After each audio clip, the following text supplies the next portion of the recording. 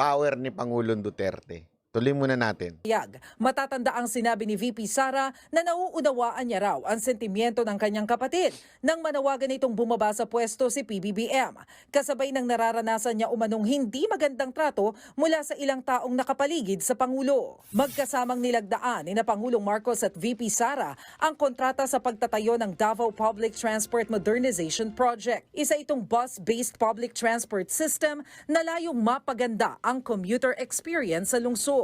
The infrastructure we are building. Sa madaling salita, nakatatlong event siya sa Davao. Alam mo, kaya sabi ko nga napakagaling ni Pangulong Duterte rin. Talagang magaling si PRRD. Ngayon, todo bawi itong mga Marcos. Isipin nyo todo bawi itong mga Marcos ngayon sa Davao. Tandaan ninyo, isa ho sa malaking hatak ho sa Mindanao ay ang Davao. So they have to win the votes, especially sa 2025. Kaya nga, sa tingin ko, iyan ang isang dahilan kung bakit ngayon bumabawi si Marcos, ang ating Pangulo, bumabawi dyan sa Davao.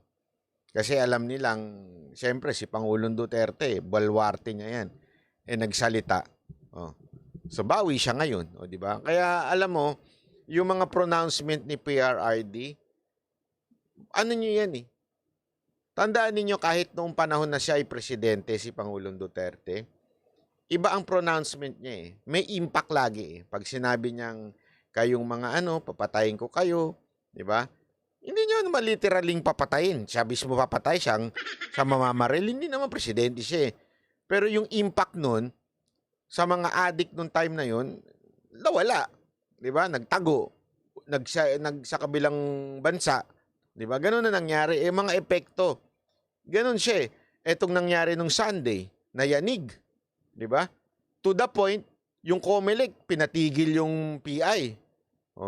Kasi nakita nila, naku, patay tayo dito. Mukhang malakas na puwersa to.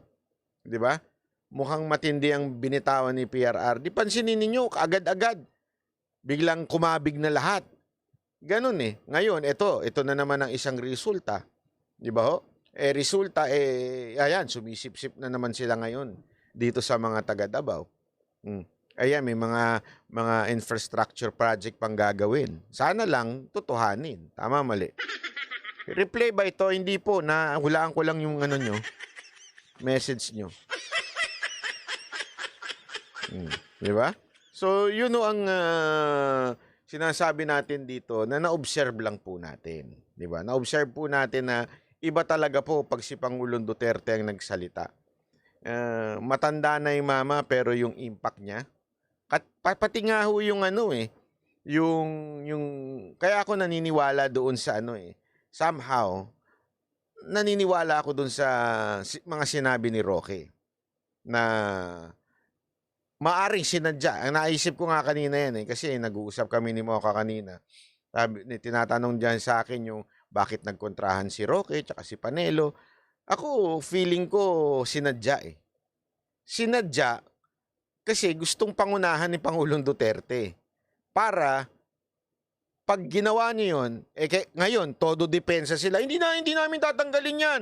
Hindi namin naalisin yan, Task Force Davao. Hindi ka namin pahuhuli. Di sinabi nyo na. Sinabi na nila ngayon in public. So pag ginawa nila, magiging sinungaling sila. Tama, mali. Ganun na nangyayari ngayon. So, inunahan. Tapos biglang binawi niya kay Panelo. Feeling ko pareho silang nakausap Yun lang sa akin Feeling ko pareho silang nakausap. Parehong iba sinabi ni PRRD. Para ngayon mawindang ito kasing gobyerno natin, aning. Alam niyo yung aning? Alam ni Pangulong Duterte aning tong gobyerno natin. Nung nag-usap kami niya, kasama si Boss Dada at si Coach Oli, alam niya na ang gobyerno natin praning. Alam niya. Sabi niya, basta, nagkikwentuhan kami noon, alam niya ang praning. So feeling ko, ginagamit niya yung advantage Di ba yung pagiging praning nitong gobyerno to?